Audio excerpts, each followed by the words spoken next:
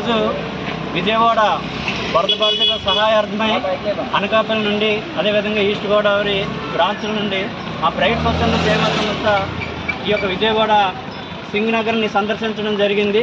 ఈ నేపథ్యంలో ఇక్కడ వరద బాధితులు ఎవరైతే ఉన్నారో వారితో మా యొక్క బృందం ఇంటరాక్ట్ అయ్యి ఇక్కడ యొక్క కార్యక్రమాలు ఎలా జరుగుతున్నాయి, ఇక్కడ సహాయ సహకారాలు ఎలా జరుగుతున్నాయో, ఇక్కడ జీవిస్తున్నటువంటి ప్రజలను మనం ఇంటరాక్ట్ అయ్యి ఆ విషయాలను తెలుసుకునే ప్రయత్నం చేద్దాము.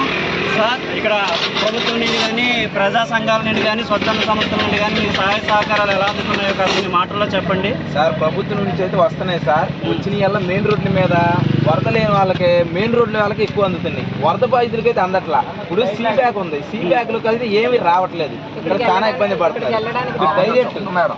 డైరెక్ట్గా వెళ్ళిపోతే గ్రౌండ్కి వెళ్ళిపోతాయి. అసలు అట్టండి వరద అంత ఎక్కువ. ఈ ఫ్లోటింగ్ మొత్తం అటు వచ్చేసింది.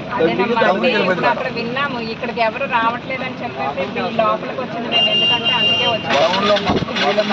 వస్తున్నారు. ఇప్పుడు ఇక్కడ ఇచ్చేస్తున్నారు మేడం, రోడ్ల మీద తీసుకెళ్ళిపోతున్నారు. అక్కడ అసలు వాళ్ళకి అందట్లా. అయితే చూశారు కదండి ప్రజల ఆవేదన. అట్టడుగు ప్రాంతాలకి ఈ యొక్క సహాయ సహకారాలు అందట్లేదని ఇక్కడ ప్రజలు చెప్తున్నారు.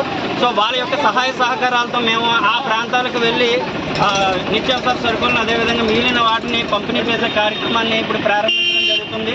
ఇక్కడ ప్రజలకు మా హృదయపూర్వక కృతజ్ఞతలు తెలుపుకుంటున్నాము. మాకు సరైనటువంటి గైడెన్స్ ఇస్తున్నందుకు ధన్యవాదాలు సార్. మా బ్రైట్ స్వచ్ఛంద సేవా సంస్థ తరఫు నుంచి మా విన్నపం ప్రజలందరికీ ఏంటి అంటే, సిటీలో దగ్గరగా ఉన్న వాళ్ళందరికీ కాకుండా లోపల ఎవరైతే ఉన్నారో ఎవరికైతే అందట్లేదు సహాయం, ఆ చోటకి వచ్చి సహాయాన్ని అందించాలని ప్రతి ఒక్కరిని కోరుతున్నాను. అలాగే ఇప్పుడు మేము వెళ్తున్నామంటే ఇక్కడ ప్రతి ఒక్కరికి కూడా ఏది ఇవ్వలేదు, మాకు ఏ సహాయం అందలేదు అనేసి అంటున్నారు. ఏమీ రావట్లేదని కూడా అంటున్నారు. చిన్నపిల్లలు అందరూ కూడా ఉన్నారని. సో అక్కడికి వెళ్తున్నాము.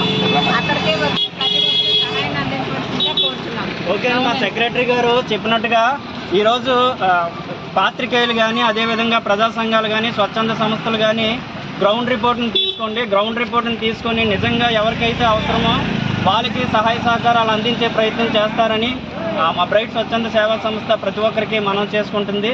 ధన్యవాదాలు.